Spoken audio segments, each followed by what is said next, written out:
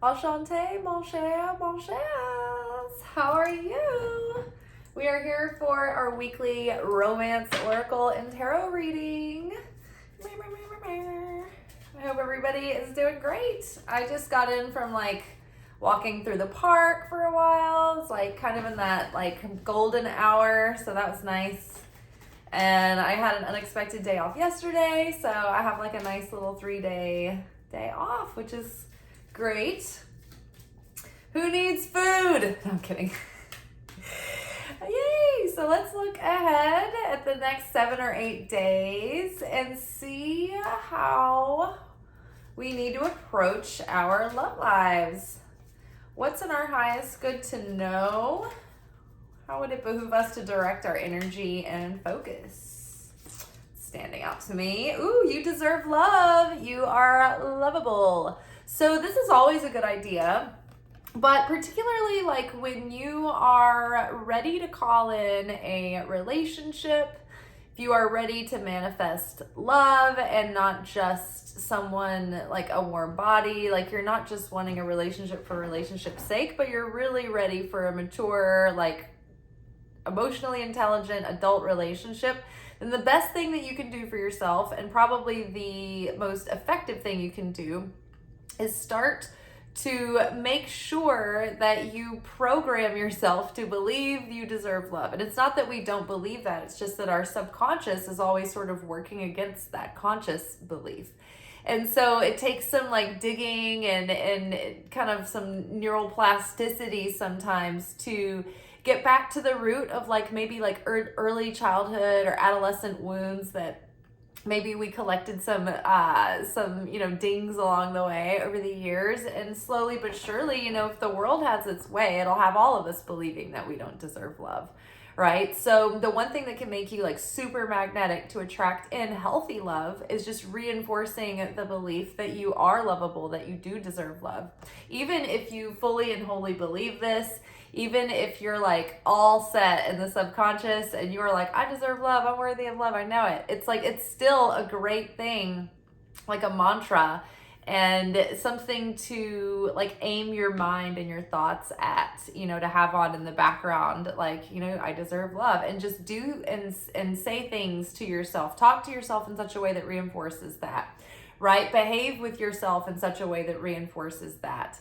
Set your life up and take yourself seriously in your daily routines and the way that you invest yourself and your time and your money and all of it and your energy. Take yourself seriously and be the partner that you want to have, and become that partner so that you will be emanating that vibration outward into the world.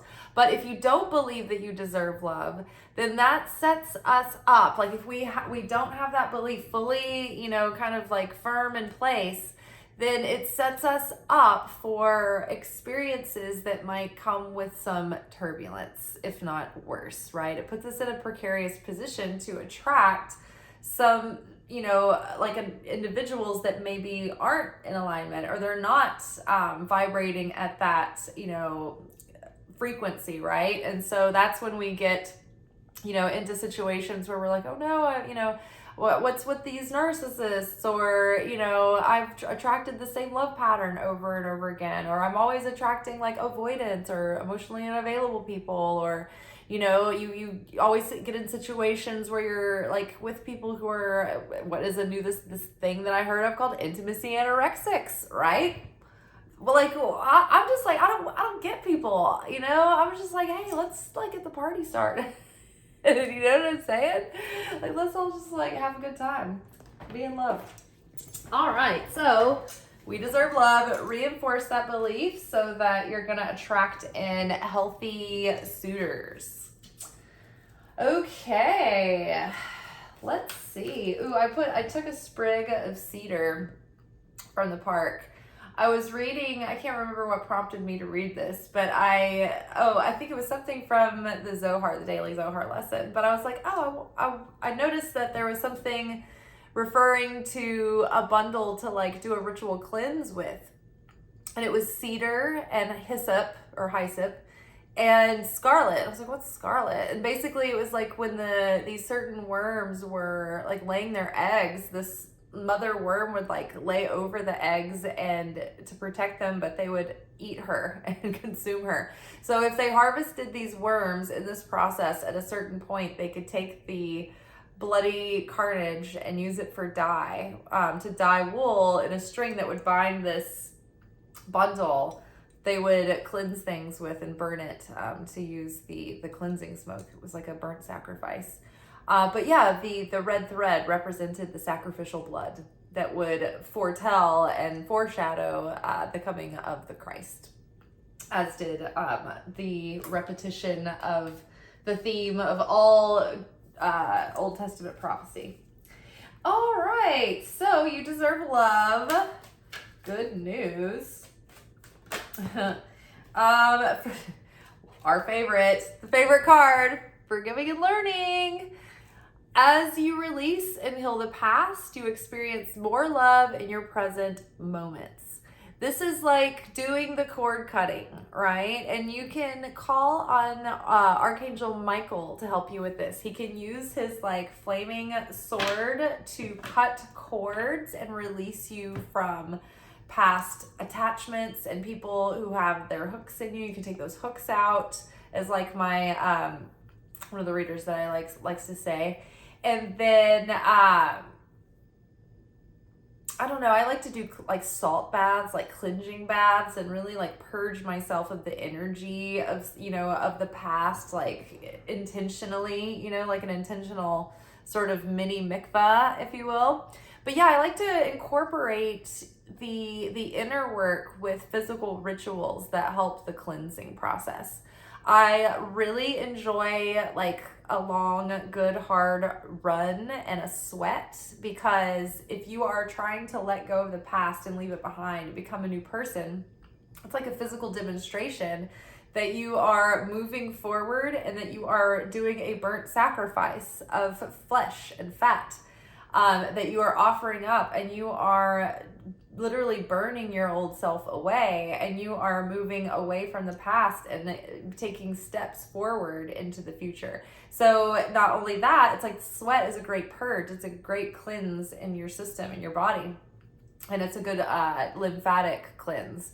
So it moves like the hormones that are stored in your body, which are probably there from, stored from past like emotional, ups and downs, right? That are related to past, like situations that we need to forgive, whether it be in our romantic relationships or just generally in life. Like, we can't carry around a lot of grudge and have an open heart and have an open, like cleansed and pure and fully functioning, healthy heart, right? It takes its toll, and it creates, like, it's like the heart, if the heart was a house, like resentment and everything causes the house to become dilapidated and kind of like falling in on itself and closed down and dark and dank and dirty, like you want it to be clean and open and bright with like clean windows and all of that. So forgiving and learning helps open up that space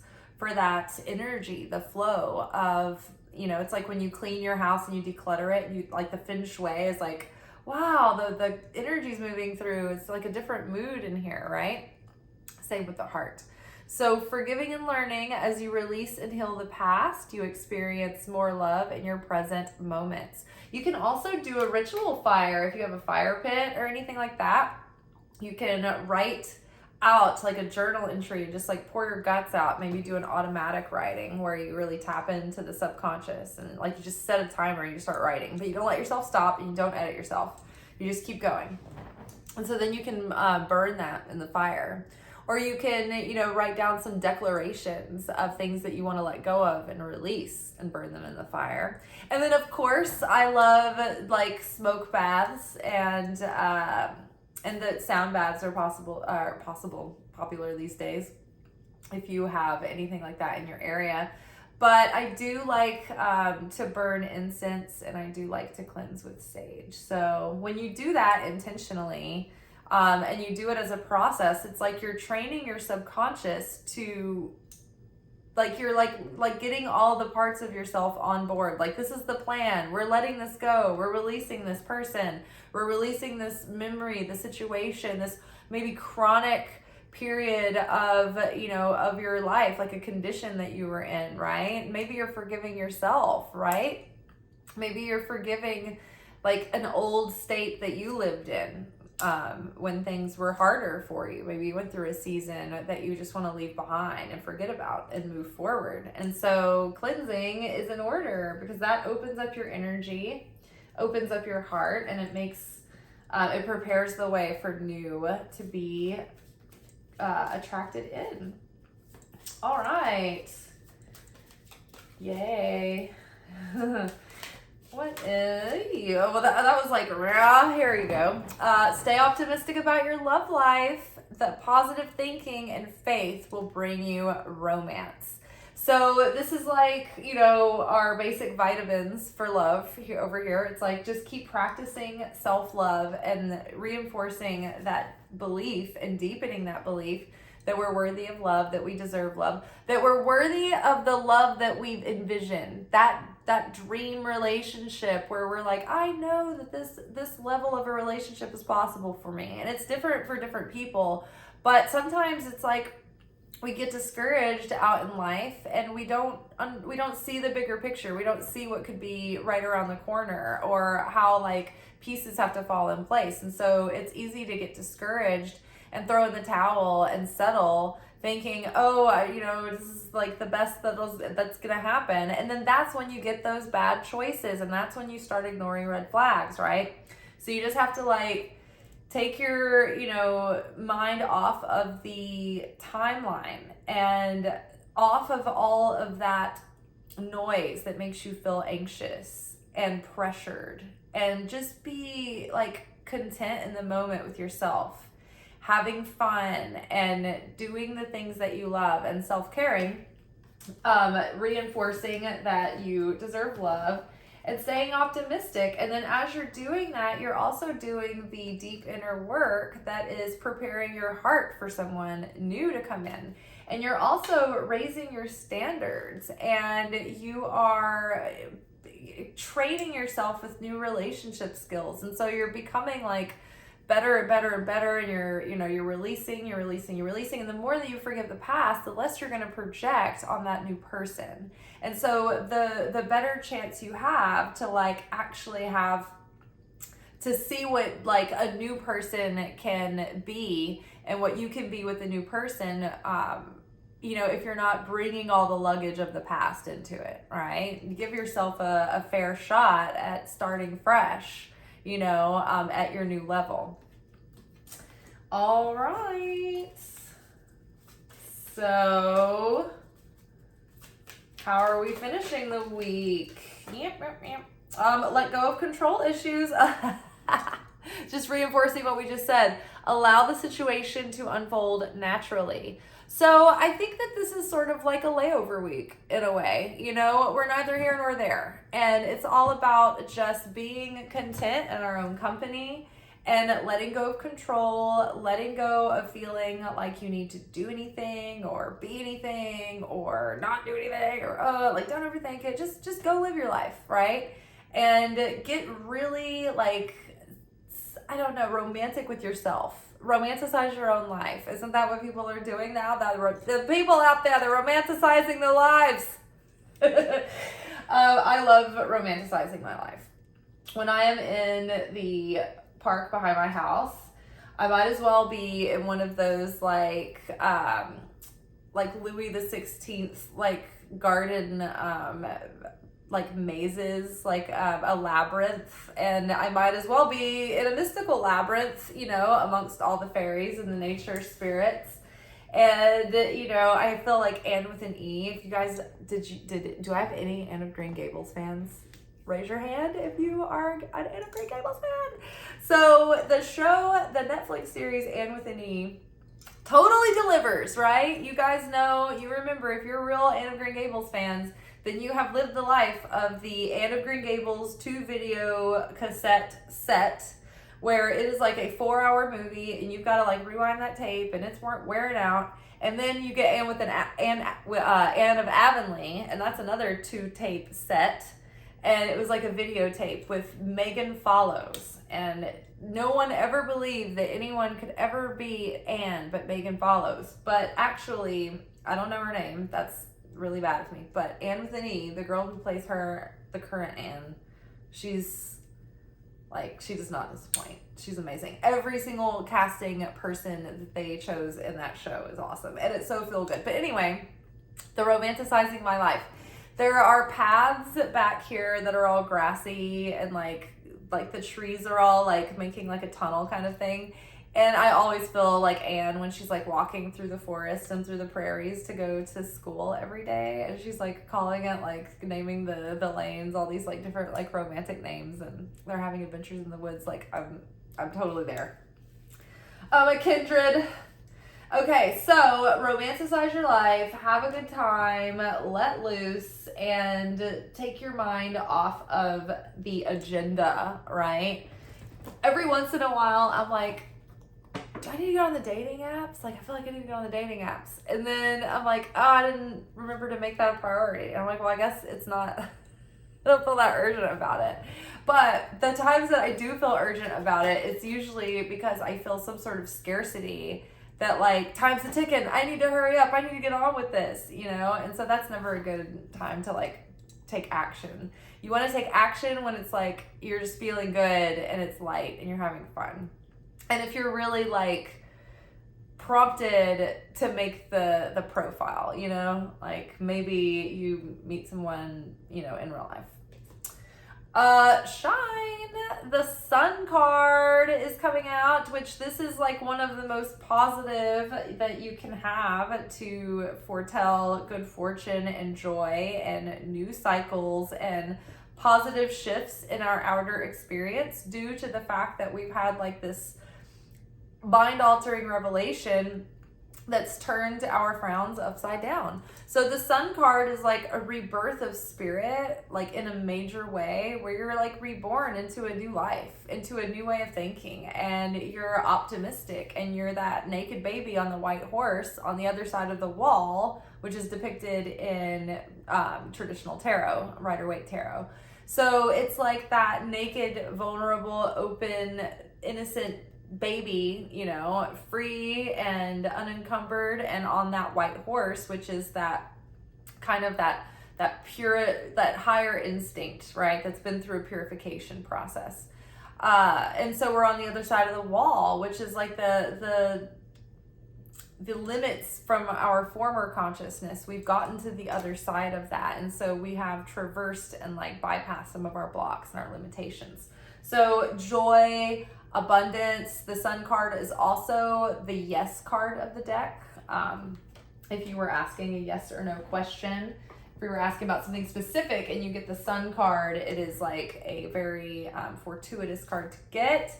It is like, yes, things, you know, it's a positive outcome. Something's going to be fruitful or successful. And that was clarifying you deserve love. Okay, so now let's get a little bit more insight on forgiving and learning. I feel like this card's kind of standing out to me. Heal. I love when like, I mean, this happens to us all the time, but like when we get the clarification cards, they're like, just we're going to say that one card again, just in a different way. Yeah, so we're healing. We're healing the past. We're breaking, oh my gosh, remember how we were like, get Archangel Michael to cut the cords? You know, break the chain.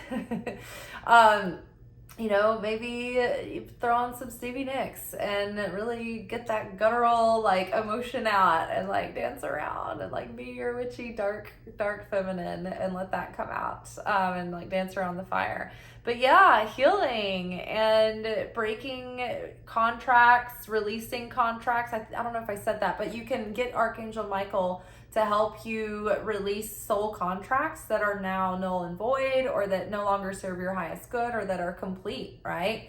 After we graduate college, we actually have to move out of the dorms, right? So it's like sometimes we get to the end of a season of growth and it's time to like move on to the next season, but it kind of takes like a little bit of like conscious like shift. Otherwise it's like we can kind of just like perpetually just like keep staying at the dorm, so to speak.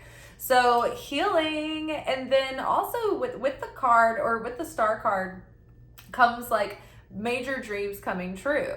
And so in the context to our weekly love reading, I mean, love and money are connected through Venus. They're both interconnected through a lot of things.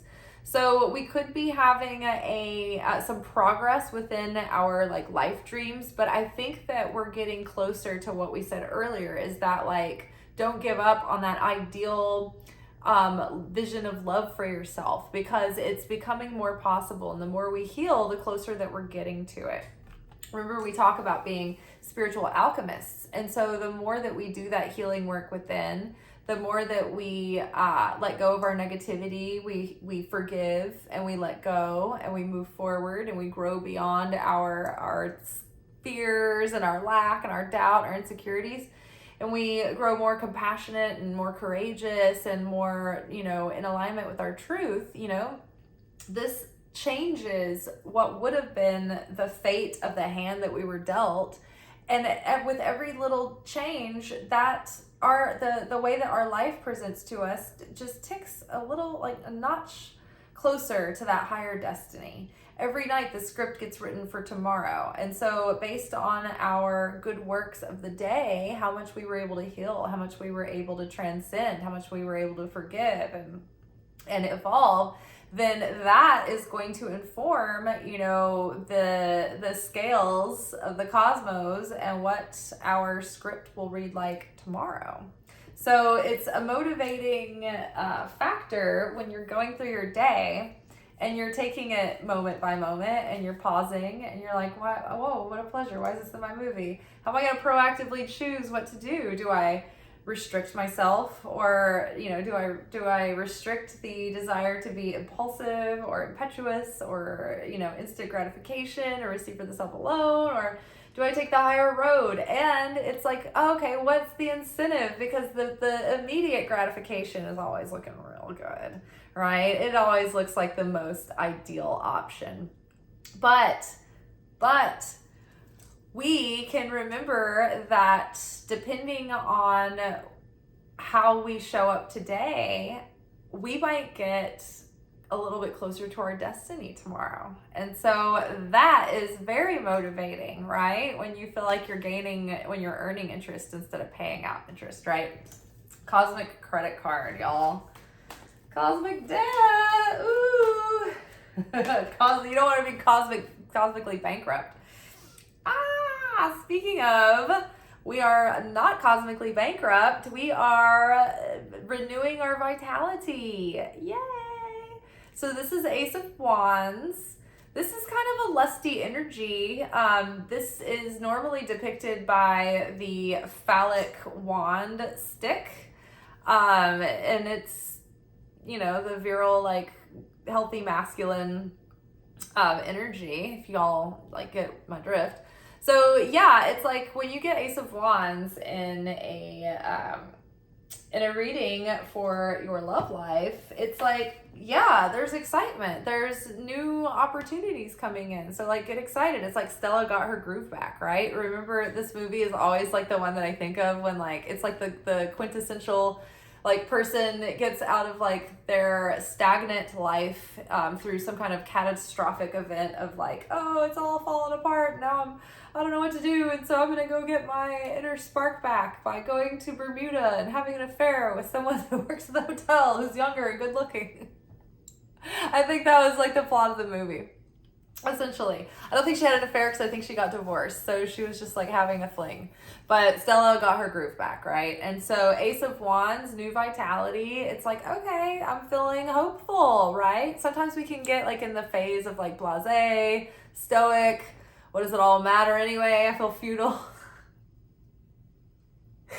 But it's like, return of excitement and enthusiasm and hope and thinking like, yeah, I'm feeling frisky. I'm feeling alive. I'm feeling lucky, right? So let that let that feeling restore your youthful like vigor and spirit and enthusiasm and that sense of playfulness. And also this is great because this feeling really motivates us to do creative things, and it really motivates us to get out in life with a little skip in our step and go after our goals, right? If we kind of lose our sex drive, then we're also unmotivated in other ways too. I think they kind of go hand in hand. It's like our inner drive is like our drive for survival. There's like, those are animalistic primordial energies that are probably inextricably connected. Throat chakra. So let go of control issues, allow the situation to unfold naturally. Something about communication and like truth and being able to like speak your truth and getting maybe in touch with understanding what that is and getting in touch with your truth so that you can maybe communicate authentically and openly, right? If your throat chakra is blocked, then it will damper your communication skills, right? And the way you express how like yourself, and maybe like your ability to like flirt, right? Or communicate, you know, on deeper levels, you know? And so we need that throat chakra to be open. And also when we're in alignment with our truth, then we are resonating with a deep authenticity that is true to our unique signature. And so if we're in that truth, then we are at this emanating a frequency that is our native frequency. And it's not hard to maintain. And so that is stable, right? And perpetual. And so that's going to attract in something that is truly in resonance with our native frequency, because it's going to attract something that's probably in its own native frequency, and it's going to be share affinity, right? So that's what you want. You want something that's like, it's in your tuning range. If you were thinking about vibration like a radio dial, that's what I'm doing here. I'm like turning the radio dials. Okay, so throat chakra. Let's get one more card. One more card to finish. Lead. Okay. All right. So cluster of like, okay, Tower, Death card, challenging times, and then the Emperor. So like things have changed. What was is like no more. We're going into new cycles, maybe coming through for some like a challenging period, you know, and that can look like different things. For single people, it might be like challenging time of solitude where you were struggling with, you know, being alone, but then that's not a good time to like approach the dating world either, because then it's coming from lack, right? So it's like maybe you've been through some like adulting stresses and things, you're just like, ah. Maybe you were doing a lot of the inner work, and when you're doing a lot of that forgiving and learning and, you know, doing a lot of the parent healing that we were doing for the last several weeks, that can get dicey, right? So, and it can change everything that you thought you believed, or you can have I know that the recent Saturn full moon struck in me like, oh, like I want to, you know, take my money from here and invest it there, and like, you know, do different things like that. It was just like like something clicked inside of me, and it was like the crashing tower moment where it was just like the wake up call where you're like, I'm not, you know, like things are precarious, and you see through like false senses of security or illusions or things that are shaky, right? They're not on solid foundation. And so those things have been really magnified over the last few weeks so that we can transform them and leave behind what isn't really for us or true for us or true to us anymore, right? What's not authentic to us, we're just like shedding and we're transforming, right? But that hasn't been without like feeling the conflict of it and the kind of like discomfort of it all. But in the end, we've come out the Emperor, right? We're seated in our power. We're empowered now. It's like when you survive something crazy, when you face a fear, and you're like, wow, like I got through that. So I'm kind of like, I don't know, you feel kind of invincible in a way, on a level after that, in a sense. So coming out the other side of all of this and like renewing our optimism and renewing our spirit, letting go of a lot of the baggage from the past, getting really in touch with our authenticity, and just feeling like really able to trust and let go and surrender and let go of any control issues, and just like, you know, be happy in our life for a minute. And then it's probably just going to sneak up. But in the meantime, being like owning our self, owning our choices, owning our life, owning our consciousness, owning how we structure our day and how we meet the world and how we approach the dating market, right? And how we decide to choose partners, right? I think that the universe is like, if you're ready for something real, then the universe will test your seriousness about that, and it'll send tests in that aren't quite that in alignment with like what you're really, you know, wanting. And so it's up to us to be able to navigate. Sometimes it gets really nuanced and subtle, and then sometimes it's really obvious. And then sometimes when it's really obvious, it's not any easier than when it's nuanced and subtle. Oh, we are so human. Okay, guys. Well, I think that's it for tonight. I think that we've got a good week ahead. You know, just chill, you know, enjoy your own company and be at ease and be at peace, right? And give up control issues, and everything's going to be great. I think we've just gotten through like a season of evolution that was exhausting, and so it's nice to just like gather ourselves once more, let our molecules come back. Did you guys, I don't know if y'all are Harry Potter fans. We've gone through the gamut of literary and pop culture reference tonight, but I can't remember which book and then which movie it happens in when Harry like destroys Voldemort and he's blown to smithereens and he's like obliterated completely, but then like he goes away for a while, and then he sort of like starts gathering himself back together, and he's like he goes from like a little like sludge to like a little worm, like he's like this little creature. He's like gathering himself back up, like in a way, after a real ordeal. That's what we have to do, just like Voldemort, or he that we should not name. Y'all, ciao. Thank you for watching. If you enjoyed this video and you got something out of it, then please give it a like. Subscribe to the channel. Turn on notifications to be notified of when I drop content. Like the videos, comment, share them. Anything that you do helps these messages get out to other people who need them. So you watching a video and taking an action on it actually makes a positive difference in someone else's life.